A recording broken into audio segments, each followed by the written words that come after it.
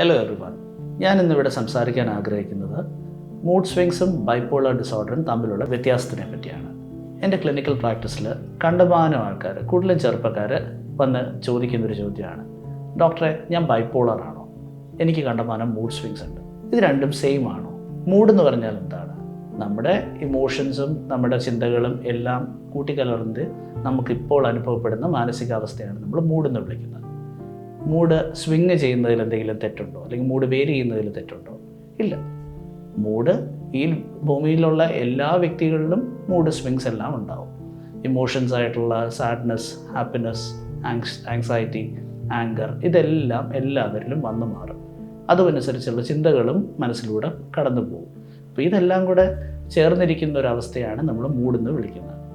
Mood പക്ഷേ vary ചെയ്യുന്നത് ഒരളവിനപ്പുറമാണെങ്കിൽ അതൊരു പ്രശ്നം തന്നെയാണ്. അത് കറക്റ്റ് ചെയ്യാൻ പറ്റുന്നതുമാണ്. മൂഡ് വേരി ചെയ്യുന്നത് കണ്ടമാനം കൂടുതൽ കണ്ടുവരുന്ന ചില അസുഖാവസ്ഥകളുണ്ട്. ഉദാഹരണത്തിന് ചില പേഴ്സണാലിറ്റി ഡിസോർഡേഴ്സിൽ മൂഡ് ഭയങ്കര വേരിയേഷൻ ഉണ്ടാവും. പിന്നെ മൂഡ് ഡിസോർഡേഴ്സ്, മൂഡിൻ്റെ വേരിയേഷൻ കൂടുന്ന തരം ഡിസോർഡേഴ്സാണ് മൂഡ് ഡിസോർഡേഴ്സ്.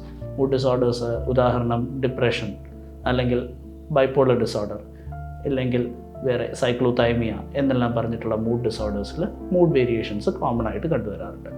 മൂഡും ആങ്സൈറ്റിയും ഒരുവിധം ചേട്ടനനിയന്മാരെ പോലെയാണ്. ഒന്നിൻ്റെ കൂടെ മറ്റത് എന്തായാലും ഉണ്ടാവാനുള്ള സാധ്യതയുള്ളതാണ്. ആങ്സൈറ്റി ഡിസോർഡേഴ്സിലും മൂഡ് സ്വിങ്സ് ഉണ്ടാവാറുണ്ട്. സ്ത്രീകളെ പറ്റി നോക്കുകയാണെങ്കിൽ പ്രീ മെൻസ്ട്രുവൽ സമയത്ത്, മാസമുറയുടെ തൊട്ട് മുമ്പേ ഉള്ള സമയങ്ങളിൽ മൂഡ് വേരിയേഷൻസ് കണ്ടമാനം കോമൺ ആണ്. അത് പ്രീ മെൻസ്ട്രുവൽ സിൻഡ്രോം എന്നെല്ലാം പറയും. സോ മൂഡ് വേരിയേഷൻസ് കണ്ടമാനം കൂടുന്ന അവസരങ്ങളെ പറ്റിയാണ് നമ്മൾ പറഞ്ഞത്. ഈ മൂഡ് വേരിയേഷൻസ് കൂടുന്ന സിറ്റുവേഷൻസ് അല്ലാതെ ബൈപ്പോളർ ഡിസോർഡർ എന്ന് പറയുന്ന ഒരു ഡിസോർഡറിൽ മൂഡ് വേരിയേഷൻസ് ഉണ്ടാവും. സോ നമ്മൾ എല്ലാ മൂഡ് വേരിയേഷൻസും ബൈപ്പോളർ അല്ലെങ്കിൽ മൂഡ് സ്വിങ്സ് ബൈപ്പോളർ ഡിസോർഡറുമായിട്ട് ബന്ധിപ്പിക്കുന്നത് തെറ്റാണ്. ബൈപ്പോളർ ഡിസോർഡർ എന്ന് പറഞ്ഞാൽ എന്താണ്? നേരത്തെ പറഞ്ഞ പോലെ അതൊരു മൂഡ് ഡിസോർഡറാണ്. ഡിപ്രഷൻ അഥവാ വിഷാദ രോഗം, ഇല്ലെങ്കിൽ മേനിയ എന്ന് പറഞ്ഞ ഉന്മാദ രോഗം, ഈ അവസ്ഥകളുടെ മിക്സായി വരുന്ന ഒരു തരം ഡിസോർഡറാണ്. ഞാൻ എക്സ്പ്ലെയിൻ ചെയ്യാം. വിഷാദ രോഗം എന്ന് പറഞ്ഞു കഴിഞ്ഞാൽ ഒരു വ്യക്തിക്ക് ഉന്മേഷം ഉണ്ടാവത്തില്ല, എനർജി ഉണ്ടാവത്തില്ല, ഇൻട്രസ്റ്റ് ഉണ്ടാവത്തില്ല, മൂഡ് ലോ ആയിരിക്കും, ഉറക്കത്തിനും വിശപ്പിനും വ്യത്യാസമുണ്ടാവും, ജീവിതത്തിനെ പറ്റി പ്രതീക്ഷകൾ കുറവായിരിക്കും, വളരെ മോശം അവസ്ഥയിൽ അല്ലെങ്കിൽ ഒരു മൂർച്ഛിക്കുന്ന അവസ്ഥയിൽ ജീവിതത്തിനോട് നിരാശാബോധം കൂടി ആത്മഹത്യാ ചിന്തകളും എല്ലാം വരാവുന്നൊരു അവസ്ഥയാണ്. ഇങ്ങനത്തെ ഒരു ബുദ്ധിമുട്ടുകളെല്ലാം ഒരു 2 ആഴ്ച കാലഘട്ടമെങ്കിലും നീണ്ടു നിൽക്കുന്ന ഒരവസ്ഥയാണ് നമ്മൾ ഡിപ്രസീവ് ഡിസോർഡർ അല്ലെങ്കിൽ ഡിപ്രഷൻ, വിഷാദ രോഗം എന്ന് വിളിക്കുക. ഉന്മാദ രോഗം എന്ന് പറയുന്നത് ഇതിൻ്റെ ഓപ്പോസിറ്റാണ്. ഒരു ആൾക്ക് എനർജി ഭയങ്കരമായിട്ട് കൂടുക, ഇൻട്രസ്റ്റ് കൂടുക, സംസാരം കൂടുക, ഇപ്പം സന്തോഷം കൂടുക, എല്ലാം ചെയ്യുന്നത് ശരിയെന്ന് തോന്നുക, ഒരു പ്ലാനുകൾ മനസ്സിൽ പുതിയ ആശയങ്ങൾ വരുന്നു, പുതിയ പ്ലാനുകളിൽ എടുത്തു ചാടുന്നു. ഇങ്ങനത്തെ കുറേ ബുദ്ധിമുട്ടുകളുണ്ടാകുന്ന ഒരു സാഹചര്യത്തിനെയാണ് നമ്മൾ ഉന്മാദാവസ്ഥ എന്ന് പറയുന്നത്. ഉന്മാദം എന്നുള്ള വാക്ക് കേൾക്കുമ്പോഴത്തേക്ക് തെറ്റിദ്ധരിക്കാൻ പാടില്ല.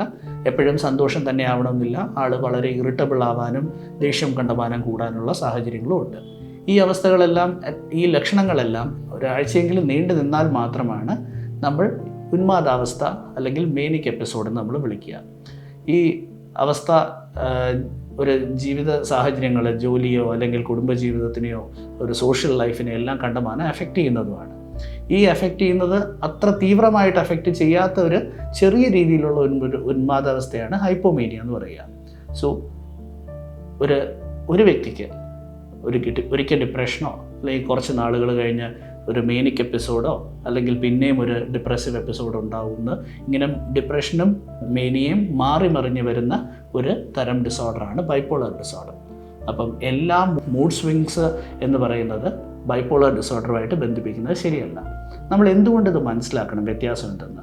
കാരണം നേരത്തെ പറഞ്ഞ പോലെ ബൈപ്പോളർ ഡിസോർഡർ ആണെങ്കിൽ അതിനതിൻ്റെതായ ചികിത്സാ മാർഗ്ഗങ്ങളുണ്ട്. അതിനകത്ത് തന്നെ വിഷാദ രോഗം വരുന്ന സമയത്ത് വിഷാദ രോഗത്തിന് വേണ്ടി കൊടുക്കുന്ന മെഡിസിൻസും പിന്നെ അതിനുവേണ്ടി ഉപയോഗിക്കുന്ന ചില സൈക്കോതെറാപ്പീസ് ഉണ്ട്. ഉന്മാദാവസ്ഥയാണെങ്കിൽ അവിടെ സൈക്കോതെറാപ്പിക്ക് റോള് വളരെ കുറവാണ്. അവിടെ മെഡിസിൻസിനാണ് കൂടുതൽ പ്രസക്തിയുള്ളത്.